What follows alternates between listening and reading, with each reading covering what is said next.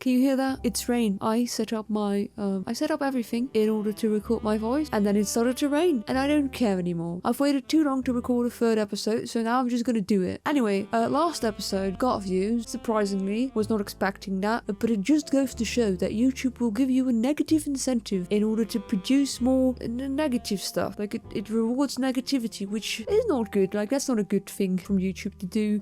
But it has incentivized me to complain even more. So if you've been online, and by online I mean if you've ever had TikTok, you might have noticed those trends where it's like support a 13-year-old artist, and it's like, oh dang, and then they show the art and you're like, dang, that's very good for a 13-year-old. Dang, you are a little bit overpowered. How did you do that? How did you do that? And you remember your time as a little 13-year-old where you couldn't even properly hold a pencil and you couldn't even draw a hand, let alone two hands. And I think, the sentiment online has been growing that there's just a really large amount of overpowered 13-year-olds nowadays. I actually disagree with this sentiment, strangely enough. The first part that I disagree with is the idea that 13-year-olds nowadays are like super overpowered when it comes to art. I think that people don't seem to realize this because, that's just how generations work. Every generation has had their prodigies. Back in my day, it used to be Felinxi. You might know her. She's the artist behind Countdown to Countdown. And I remember,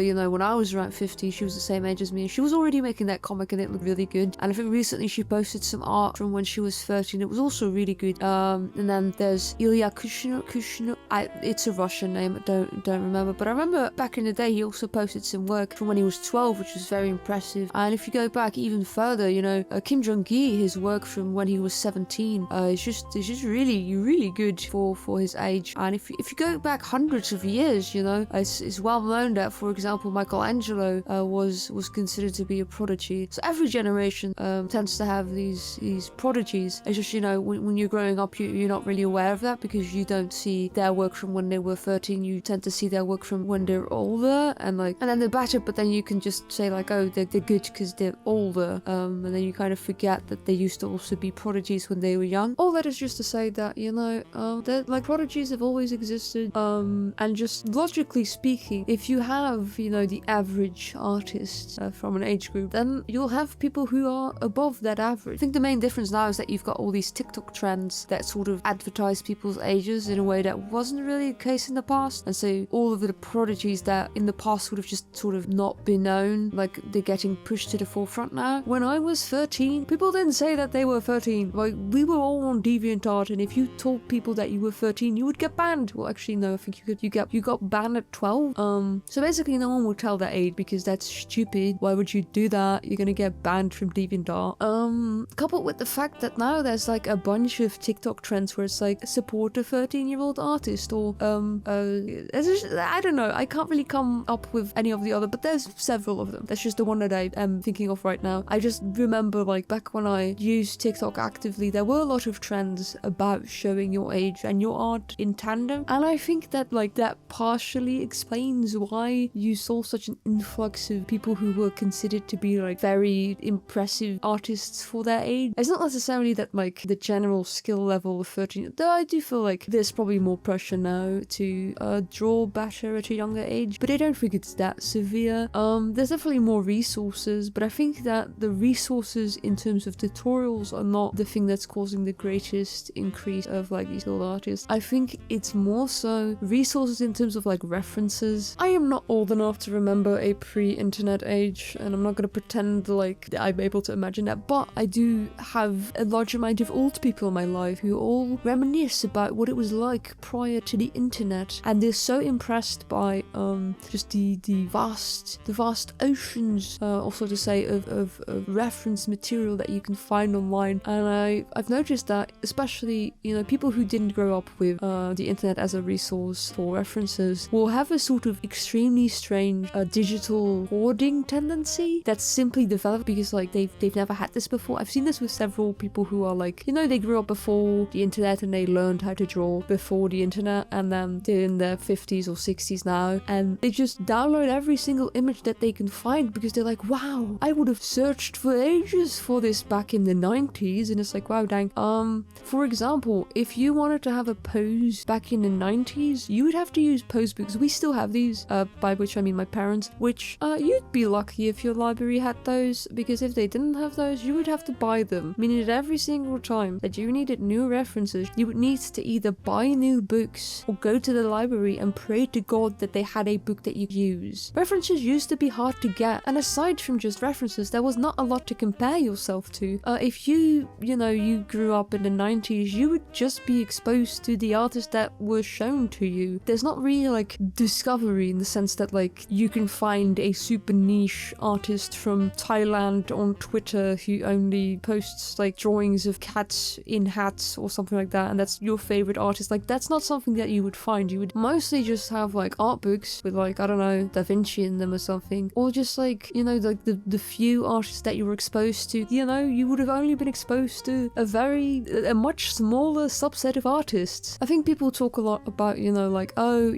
these kids, they have all these tutorials, but I think that one thing that these kids have that a lot of people didn't have growing up was a point of comparison. If you compare yourself to a very small pool of artists, it's very easy to just sort of assume that that's all there is to learn. Whereas if you grew up on the internet, there's like a giant, just massive catalogue to pick from that you could just like use as inspiration. And I feel like that is the deciding difference between newer generations of artists and older generations of artists. I do very much remember as a child when I first got on the internet, it was like, it's like this sort of, it's a whole new world, like that one Aladdin song.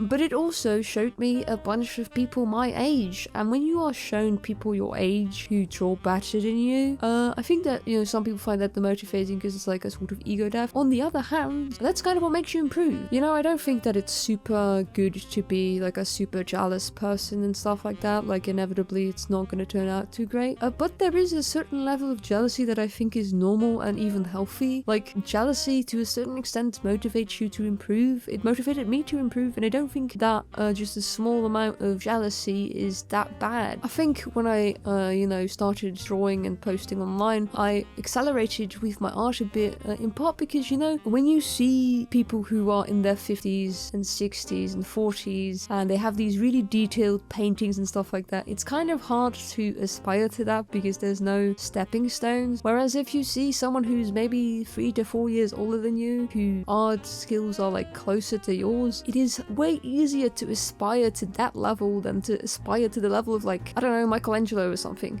Like, when I was growing up and my dad had like books on Frazetta, I didn't look at those and be like, whoa, I want to draw like Frazetta, because it was too intimidating for me. But then, I got online and I saw all these kids who were drawing these weird warrior cats drawings, and that seemed way more achievable to me, and that's part of the reason why I improved. But again, I also feel like this sort of points to the fact that we don't really have as many prodigies as we like to think. I think the problem is that a large amount of the people that you look up to in art space, like, not all of them, I don't want to say all of them, because that will give people the impression that if they weren't good from a young age, that they will never become good, and I don't think that's like a good thing to say. But there is a chunk of them who were really good as children, and it doesn't feel as intimidating because you're looking at someone in their 30s, in their 40s, in their 50s who's like really good, and that's something to aspire to, because you're like, oh, they're like, I don't need to draw amazingly at my age, because like there's a difference between you and that person of like several decades. But then of course, if you look at the work that they made when they were children, that might feel more intimidating. It's just no one's gonna put that up, because why would they put up drawings that they made when they were 12? Even if they were drawings that would have been considered like good for a 12-year-old, good for a 12-year-old does not mean good. And that's the second part. I feel like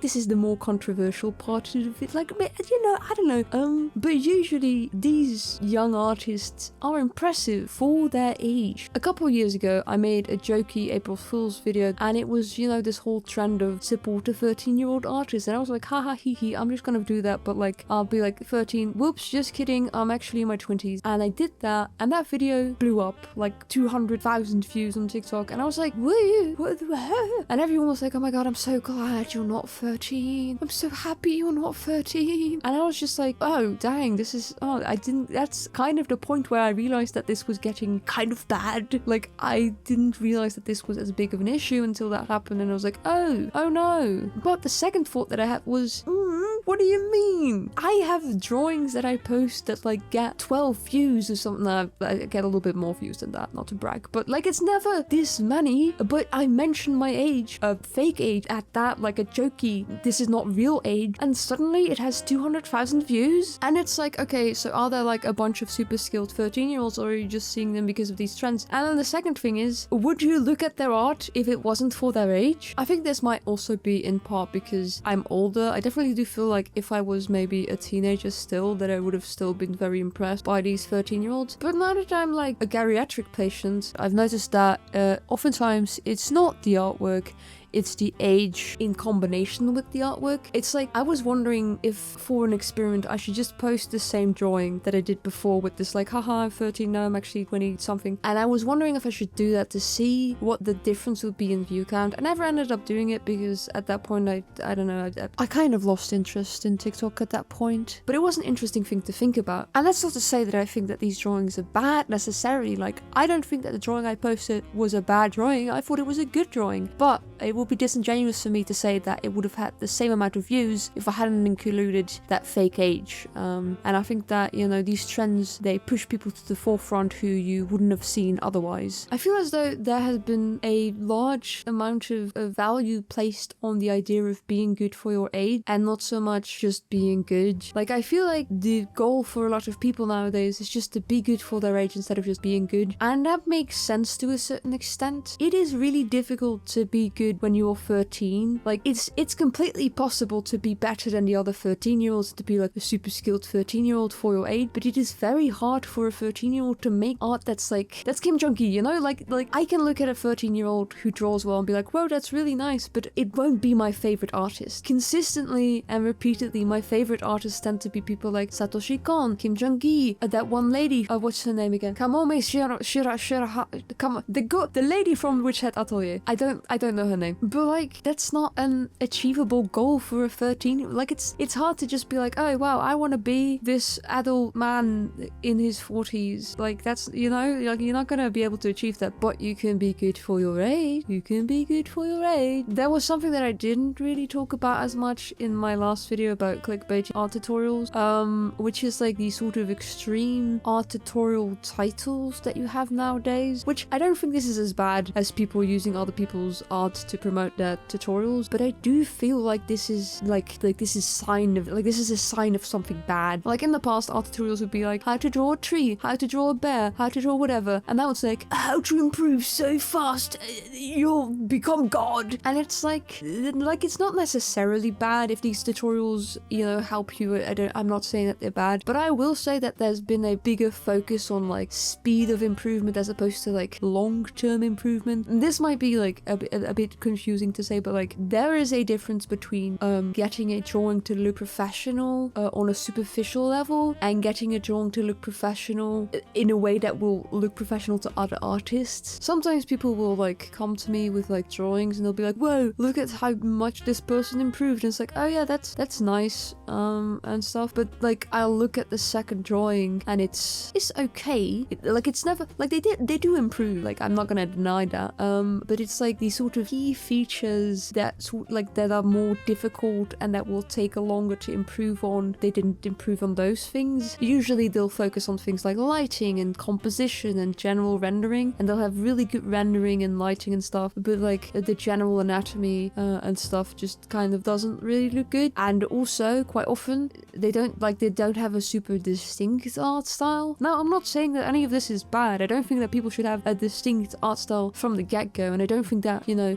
people should be incredible at drawing figures and stuff. I don't want to, you know, nitpick people when they're beginners. Technically, they haven't been drawing that long, but at the same time, I don't like it when people pretend as though they have achieved a professional level in a very short amount of time when they have only achieved that very superficially. There's this really good comic by Mike Innell on DeviantArt that I saw it back, I think 10 years ago. It's a really old comic, but it's essentially about these people who make colors, and he's talking about like, I'm just a little guy and I want to be really good at making colors, but what we value in this world is making super bright colors, and I'm just not very good at making bright colors yet. Like, my colors come out muddy, but those professional color makers, well, their colors are so bright. And instead of, you know, trying to get his colors to be super saturated and bright like those professional color makers, he decides to add a bunch of sparkles to his color, and whoa, everybody's so impressed. He has like sparkles on his color, and it kind of gives the impression of, oh, it's like those professional color makers, like it's so cool. And then he eventually gets hired into this professional color making, it's very on the nose, and then he gets hired in this professional color making company, but they get angry at him because they like ask him to make this bright color, and he does his little shiny color trick where he adds all the sparkles on top of his color, and they turn to him and they're like, that's not, you need to make a bright color. And then he's just sitting there and he's like, but I can't actually do that. And what I like about this comic is at the end, you know, he's like, oh, I guess I'm not, you know, as good as those professional color makers, but he tries to make bright colors instead of adding sparkles to his desaturated colors, and it's not as bright as the professional color makers, but it's slightly brighter than the color he did before. And I like that it kind of shows that even though he might not have started out doing so well, he still has time to improve. So I really like that comic, and I feel like that's kind of where we are right now, where there's this pressure of making professional looking work from a very young age, which is impossible. And so you get people who are focused more so on getting short-term improvement as opposed to like long-term improvement. And the problem is that long-term improvement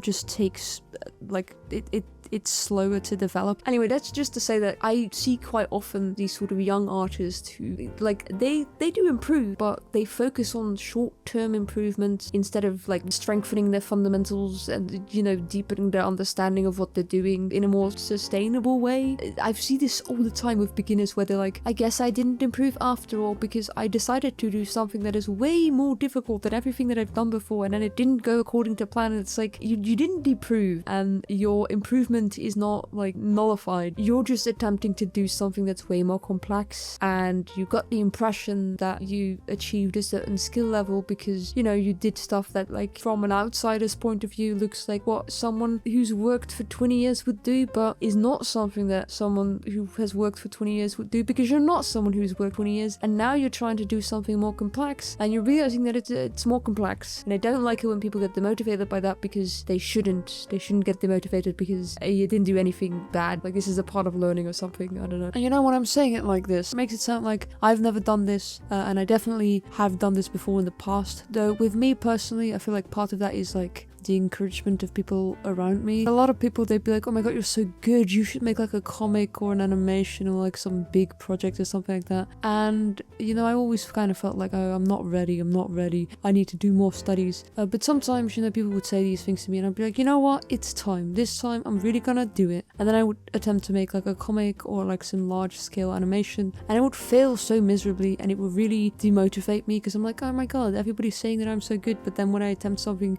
complex, I fail completely. This must say something about me. And looking back on it, that was not the case. I just wasn't ready yet, and that's fine. I feel like, you know, we should allow people more space to develop their skills more. We should put less of a focus on like youth. You know, now that I'm talking about, you know, allowing people space to develop, I even remember when I finished my first short film, I wasn't super proud of it because it didn't look good, and I was like, oh yeah, I'm not gonna upload it anywhere. And then one of my friends got really angry at me. She was like, you spent so much time on it, why won't you upload it? And I just was not proud of that project. And during this time, I had this bad habit of forcing myself to like post online, even if I wasn't super proud of the pieces. This is something that you oftentimes hear, where it's like, just post your stuff. You need to become confident, so you need to post your stuff online, and then you need to put yourself out there. And what people don't really talk about is, if you don't feel confident in some piece that you've made, you're not suddenly going to gain confidence by posting that online. In fact, what it's going to do is probably like the opposite. You'll probably feel more embarrassed about it. The only thing that came from me forcing myself to post all these things online was that I consistently had the urge to just delete my entire social media presence, and I just became incredibly embarrassed, and I thought that I was defined by the worst pieces I put out there. And so when you look at this, like this sort of pressure to put your artwork online from a young age, it seems like a bit of a recipe for disaster. We have a tendency to really idolize and romanticize youth in this society, and I really hate it, especially as someone who didn't really like being a child that much. And looking back on my teen years, I loved being a teenager, because when I was a teenager I was like, this is great, I'm not a child. And then I stopped being a teen and I became older, and I was like, oh, this is way better than being a teen or a child. I love this. This is great. More of this, please. And so, as someone like that, I really hate how idolized youth is in our society. I wish we would, idolize getting old. I'd make a great old lady. Like, I am looking forward to the day where I can start calling people dear and darling. It would fit me so well. I'm so looking forward to it. I'd be a great granny. Okay, sorry, going off on a little tangent here. But anyway, sadly, unfortunately, I don't know how to describe this, but there's like a sister trend to the whole, oh my god, I'm a young baby child person and yet I draw like God. And a sister trend to that is, oh my god, there's this 13-year-old and they're like slightly below average for a 13-year-old. So now we're gonna send them a million hate comments and we're gonna laugh at their art. And on the one hand it's like, oh no, why are we praising this one group of 13-year-olds while at the same time completely dragging down this other group? And it's like, I guess it kind of makes sense, when you praise one person to the two great heavens or something, it kind of makes sense that you're like condemning someone else to hell or something. And as someone who's been drawing for longer, as someone who's been drawing for a little bit longer, this sort of dichotomy between these sort of 13-year-olds that are considered to be like art garbage, like their art's so bad, oh my god, it's so laughable and cringe. That's the word that I can come up with, like these cringe 13-year-olds versus these godlike art god 13-year-olds, is that I'm looking at them and they're not super different in terms of skill level. This is something that people don't realize when they're like young, and like I point it out and then they're like, no, that can't be, and I'm like, yes it is. What I mean to say is like the difference in skill level is like 2 to 3 years of consistent practice, and that sounds like a lot when you're 13 because the difference of like 2 to 3 years is like the difference between you as a 10-year-old and you as a 13-year-old, and obviously the difference between a 10-year-old and a 13-year-old is massive, and then the other difference is like you 13 versus you 16, which is also just a massive difference. But to me, geriatric patient, that's not a big difference. It really is not. Like the way that these two groups of people get treated makes it look like the skilled 13-year-olds are like these sort of industry veterans who've been painting for like 40 years, and then like these slightly less skilled 13-year-olds are like blindfolded toddlers who are unable to hold pencils and just sort of smudge around, and it's like, like there's obviously a difference, like you can see it with your eyeballs, but the difference is like shockingly small, because in the grand scheme of things, someone who starts drawing when they're like 13 versus someone who starts drawing when they're 16, in the moment that's gonna be like, oh my god, that 13-year-old is better than me because they started drawing when they were 10 and I started drawing at 16, and I'm never gonna catch up. And it's like, yes you will, when you live past your teens you will catch up, don't worry, like calm down, have a Capri Sun or something. This has been like a constant that I've noticed with older individuals where they're like, yeah, I thought that I wasn't the best when I was 12 so I quit, but now that I'm in my 30s I realized that was a really stupid decision. And I'm like, oh wow. And I keep hearing this sentiment, and I had a similar thing happen to me, not with drawing, obviously I kept drawing, but I think like when I was 12 I saw someone who was really good at mathematics, and like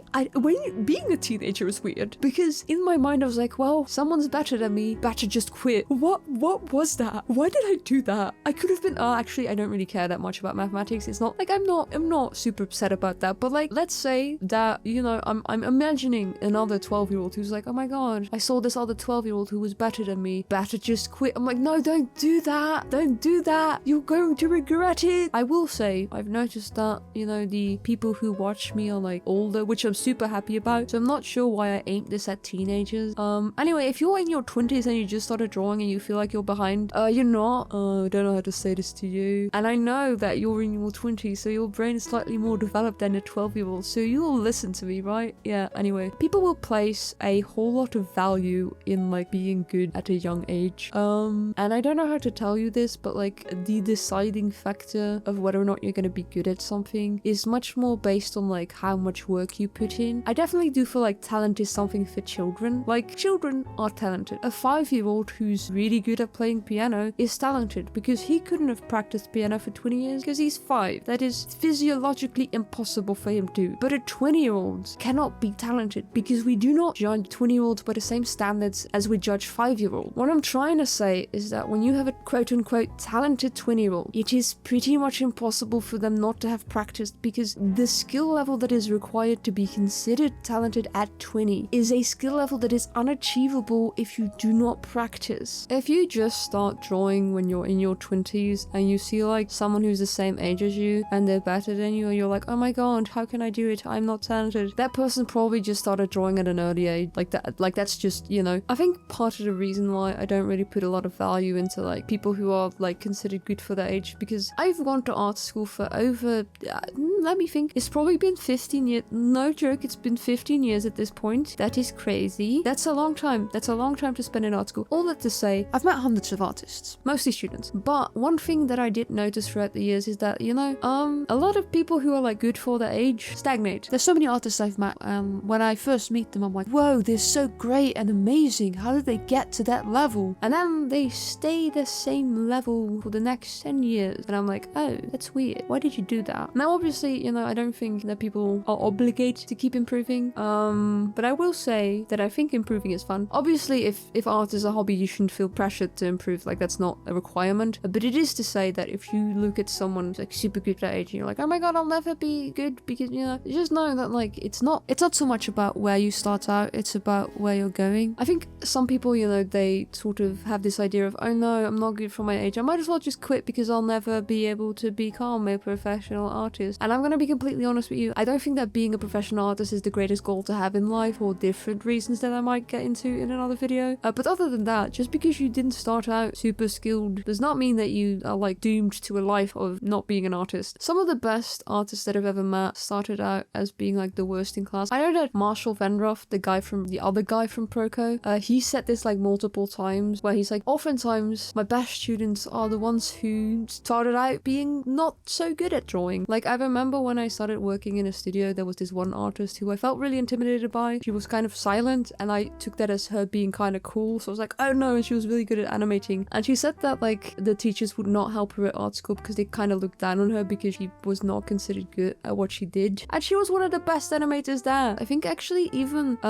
Spencer One mentioned that when he went to art school he was the worst in his class, and then he took that as an opportunity like improve as much as possible and to become really good. And that's also why I'm like, don't quit, because, you know, if he quit just because he wasn't the best in class, then I wouldn't have those cool shots from the Owl House. You know, that all that is to say that, you know, some of my favorite artists, they're not child prodigies. So don't quit because, you know, actually that came out wrong. This makes it sound like you should just not quit because I would like these people, like I like their art. But I think you also shouldn't quit because, not to be sentimental and lame, if art brings you joy, you shouldn't stop it. If you enjoy something, you shouldn't quit just because someone else is slightly better than you. You know, I'm trying to make this whole encouraging thing of like, oh, don't be don't be discouraged by people who are better than you at a younger age or something like that. But some of this kind of makes it sound like I'm saying like, oh, don't be discouraged by these 13-year-olds. They were never that good anyway, and you're gonna be better than them anyway. Like, you're gonna beat them, they're gonna stagnate, and you're gonna be better than them. And I don't like saying that. And you know why I don't like saying that? Because sometimes people are better than you at draw. Actually, think, no, I shouldn't say that, because better than, it kind of holds this connotation of like they're a better person who is more deserving of human rights or something like that. And that's not what I mean. I mean, like, when you grow up, you're gonna meet people who draw better than you, and you're gonna have to learn to live with that. And you can be like, oh, they have more resources, and oh, yeah, something, and you know, you shouldn't feel bad, and you should always like keep those sorts of things in mind. Like, you know, if someone was literally taught from a young age by the ghost of Leonardo da Vinci himself, like, okay, maybe they have reasons for being a little good for their age, but at the same time, sometimes you're gonna meet people who just draw better than you, and they're younger than you, and they put in more time and effort, which is fine, which doesn't make you a bad person, but that doesn't mean that they're a bad person either. And I don't like me insinuating that they're all gonna stagnate. Like, yeah, I've seen some skilled 13-year-olds stagnate. I've also seen some who became like incredible god. I don't like saying god artists. I don't like saying it. I don't think it's a cool term. I don't like comparing people to god. But just to say, I've also seen people who like they were skilled from a young age, and they carried that skill into adulthood, and they were considered good for their age when they were 12, and now that they're 45, they're considered to be incredible, and that's fine. Those people are allowed to exist. You know, I think a large amount of people, they grow up and they're the art kid. That's their identity. They're the kid who does art and they're good at it. And their mom was like, oh my god, we're gonna put this one on the fridge, talking about a drawing here, and their teachers are like, oh my god, this person draws so well, and then that becomes part of your identity. You are the good art kid, and sooner or later there's gonna come someone into your life who's going to draw better than you, and it will shatter your idea of yourself as the kid who's good at art, and then you have to find a new identity separate from, oh my god, it's that one guy who's good at drawing. And on the one hand, you know, it's not nice, you know, it's you know, it's like getting punched in the ego. Your ego's getting punched, your ego's getting actively beaten up, which doesn't feel good, but it is a crucial part of growing up. I'm a very big believer in good pain and bad pain. I'm sure that there's some Greek philosopher who spoke about this, but unfortunately I'm illiterate, so I'm just gonna describe it in the way that I think it works. There's certain types of suffering that you don't gain anything from. Like, for example, if you get into a car accident because you were hit by a drunk driver, that is a type of suffering or pain that you don't really gain anything from. It is bad pain. It is pain that was wrongfully done to you and that you did not benefit from. You will feel bad about the accident. You might get scared of getting into cars. You might even have permanent physical disabilities from the ordeal. None of these things are good. None of these things benefit you, and they all make you feel bad. On the opposite of that, there's good pain. Good pain is pain that feels bad but is good for you. Imagine the pain of a child that is trying to learn how to eat vegetables. This child hates it. They don't like it. You know, the broccoli. Ugh, that's disgusting. But in the end, they benefit from it because that's what makes you healthy, eating a bunch of broccoli. Exercise is another example of good pain. I hate exercise, but I benefit from it. Another one that people don't really like to talk about, I think people don't really talk about this because in the media, art is presented as being a sort of magical experience akin to snorting cocaine and having a religious ecstasy experience thing. But in reality, art's super frustrating. Practicing perspective, that's not fun, that's super frustrating, and you're gonna feel like an idiot. Why can't I draw a box? But in the end, even though you kind of suffer from it and you kind of feel bad, even though the feeling is bad, you're actually like, you're doing good. Like the bad feeling is like it feels bad, but it's good. And I think that, you know, the same can be said about like realizing that you're not you're not the best artist. It's gonna feel bad because of course it does. Because you were the art kid and now there's another art kid. I wish I could stab him. That's what you're feeling. Probably not literally. But it's good because you need to accept the fact that you're not the best. I don't think, you know, that people will ever get rid of their jealousy. I'm still very jealous of people. Like, I get jealous. You know, sometimes I see something and I'm like, oh, I'm jealous. But you need to accept to a certain extent that, you know, you're not the best artist in the world. And that's fine. It's not bad. That doesn't make you bad, and it doesn't make the person who's better than you a bad person. You don't get to be angry at them because they haven't wronged you. The reason why I'm making this such a big point is because I remember when I was growing up, people would be like, when people bully you, they're just doing it because they have their own insecurities that they don't want to deal with, so instead they're working them out on you or something like that. And I'd be like, that's so stupid and embarrassing. Why would anyone do that? They're just bullying me because they're bored. This never happened to me personally, but it would happen to like people that I knew. So essentially what would happen was someone who didn't draw as well would make fun of someone who was better than them at drawing, and I was very confused by that. I was like, okay, I guess maybe they find this like, maybe this is like their sort of friendship. There was this guy who kept making fun of this girl and her drawings, and like this other guy would be like, why do you always make fun of her drawings? Like, you know that they're good. And he's like, yeah, but that's the only way to deal with her being so good. And I was like, oh my god, the adults were right. That is so embarrassing. And in that moment, you know, I was like, dang, I never want to be that person. So don't be that person. Like, genuinely, no one likes that guy. No one likes the guy who makes fun of other people because they're insecure. Nobody likes them. I'm just trying to say that this sort of rampant jealousy that I see in art spaces, it's going to destroy you. As lame as that sounds, I'm gonna be the boomer, be like, I don't be jealous because it's gonna destroy you from the inside out like a mold. Or actually, I think I should have appreciated the boomers more. Their allegories are kind of nice. Like, they're better at them. What I'm trying to say is that I don't want to put down these 13-year-olds because I do feel like it's very impressive what they're doing. Like, I don't want to look at a 13-year-old who's really impressive and have my immediate instinct be like, well, you know, at least I'm better at the some, I don't know. I've seen sometimes people who like, they'll look at someone who's better than them technically and they'll be like, well, at least I'm better at like ideas. All you're good at is technicality. And I'm like, you're a mean person, genuinely just a mean person. And if you can't appreciate the skills of the people around you, then those people will not want to be around you anymore.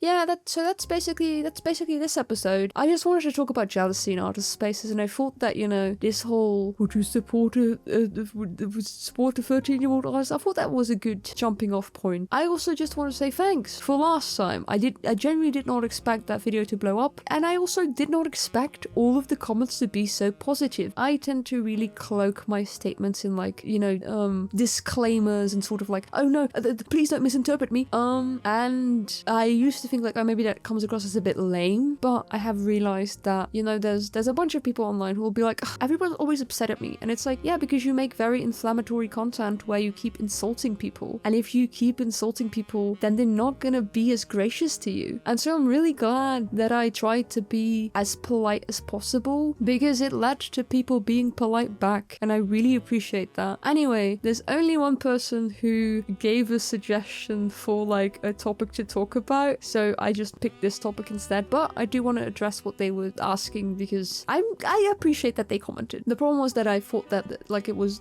not like I couldn't talk about that for an hour, because I do not have a strong opinion about it. And basically the question was like, why do you think that like it's so uncommon to find background tutorials that go like more into depth about, you know, how to draw backgrounds? And I think that the reality is that when you just get online as a wee child person, there tends to be this impression that like the internet is overflowing with art resources, and like, you know, but then when you start kind of digging into it, you realize that most of those art resources are like the same.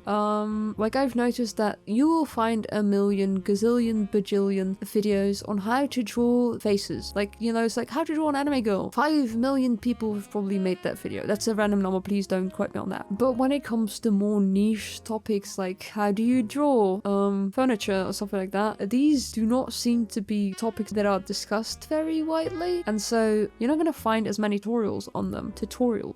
What is wrong with me? I'm really bad at speaking lately. Another thing that they mentioned in the comments is that they felt as though most background tutorials mostly go over perspective, but they don't really go into the details of how to draw it. I will say there's a definite lack of like how-to videos on how to really translate perspective knowledge into actual practical use cases. Like I remember learning about perspective when I was in secondary school, but I didn't really figure out how to apply perspective to my work until like actually 3 years after graduating, which is not that long. 3 years is not a long time, but like I didn't get taught how to do that in secondary school. Like it was very frustrating. Anyway, I'm glad you made it this far. Took a while. I think this video is long. I'm looking at the timestamp of my recording software, and it said like 60 minutes right now. Oh my god, I've spoken a lot. If I'm correct, this video should come out at the end of February. I think I'm just gonna make the upload schedule for podcasts once every 2 months. Annabelle, that's so infrequent. I don't care. I think part of the problem is that like I don't like discussing topics when I feel as though too many people have already discussed them, which is why, you know, it's kind of hard to come up with topic ideas. Which if you've got like a topic idea, maybe comment it down below.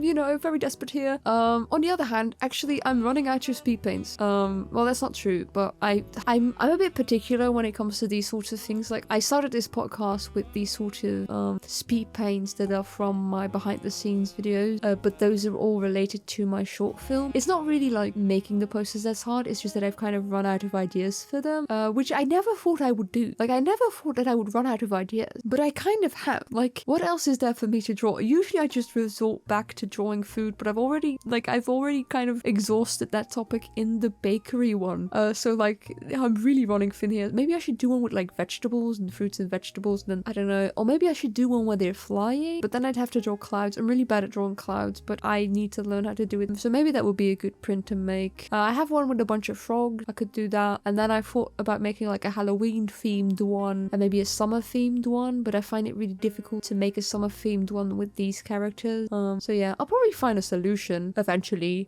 Just a bit difficult at this point. Anyway, if you've got any suggestions on what I should do for these illustrations, like it will be appreciated, but not always followed, because I'm very picky. Anyway, oh yeah, you can still get my prints on imprint. I feel like I don't know. I feel like YouTubers, they plug things every single time, and I find that to be very difficult because I'm not a real YouTuber. I'm a fake tuber. But I feel like in my mind, I'm like, I should do that. I have the same with conventions. Like I never post about the conventions that I'm tabling at, and that's like a bad thing to do, and I like have to force myself to do that, so like it's a bit difficult. Anyway, after like an hour of this nonsense, I've finally run out of things to say. Nice. So I will see you next time, which will be like, I don't know, hopefully within 2 months, but probably not. Bye bye.